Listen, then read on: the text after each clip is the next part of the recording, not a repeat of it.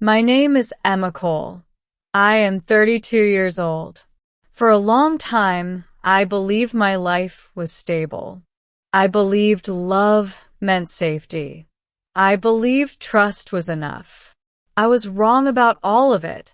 I was married to Lucas Reed for 7 years. He was quiet and controlled. He was not romantic, but he was steady. My days were simple. I woke up early, made breakfast, and left for work. In the evening, Lucas and I ate dinner together. My best friend was Nora Hayes.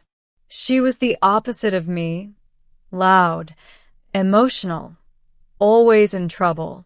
I helped her many times, and she always promised she would never hurt me. I believed her without question. Nora was always calling me. She had problems with money, men, and work. I listened every time. I never complained. I thought that was what friendship meant. Then one night she called me crying. Emma, I lost my job. My boyfriend kicked me out. I have nowhere to go. I felt my heart soften. Come stay with us, I said. Just for a while. When I told Lucas, he paused. For how long? He asked. Until she gets back on her feet, I said. He nodded. Okay, I thought that was kindness. I didn't know it was permission. At first, Nora acted grateful. She hugged me often. She cleaned the house. She cooked meals. She spoke. I don't know what I'd do without you. I felt proud of myself. But slowly things changed. She stopped asking before using my things. She wore my clothes. She used my perfume. When I asked, she laughed. We're like sisters, she said. Why does it matter? It did matter. I just didn't say it out loud. She began waiting for Lucas to come home. She sat close to him on the sofa. She laughed at everything he said, even when it wasn't funny. Lucas noticed. One night he said, Nora is easy to talk to. She listens. I felt a sharp pain in my chest. I listened too. He said nothing for a moment. Then he said not like her. After that, Lucas changed. He stayed longer in the living room with Nora. He answered me late. He looked at his phone when I spoke. When I tried to talk about it, he said, You're imagining things. Nora said the same thing. Emma, you're stressed. You work too much. I started doubting myself. I felt guilty for even thinking something was wrong. At night, I lay in bed awake. Lucas turned his back to me. The silence between us felt heavy. One afternoon, I came home early. Lucas and Nora were in the kitchen.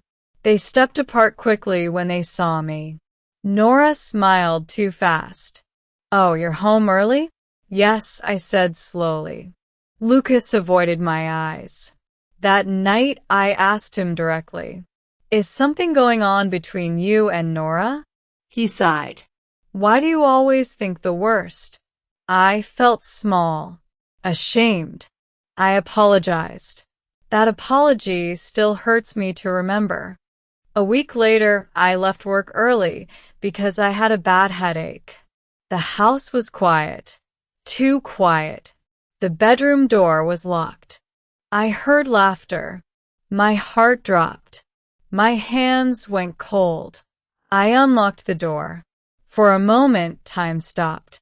Nora screamed and grabbed the sheet around her body. Her face was pale. Lucas sat on the bed, calm, not wearing any clothes. Slowly, he picked up a towel from the floor and wrapped it around himself. I felt like I was falling. I trusted you, I said. My voice shook. Both of you. Nora cried. Emma, please listen. Don't, I said. Just don't. I looked at Lucas. You let her live here. You watched me help her. And you did this. He said nothing. I felt anger, pain and shame crash over me all at once. Get out, I said. Nora shook her head. Emma. Get out of my house, both of you. Now. Nora packed fast, crying loudly. Lucas dressed slowly, calm, like this was a small problem. Before leaving, Nora looked at me and spoke. I never thought you'd react like this.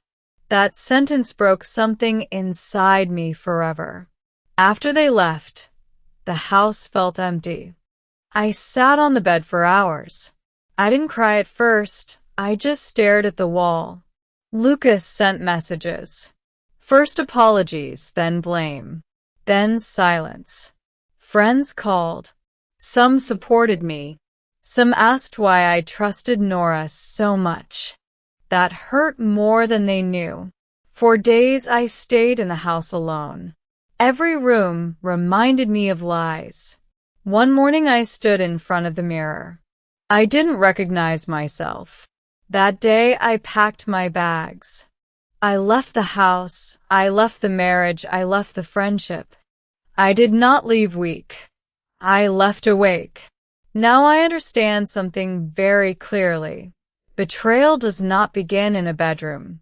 It begins when we ignore our voice inside.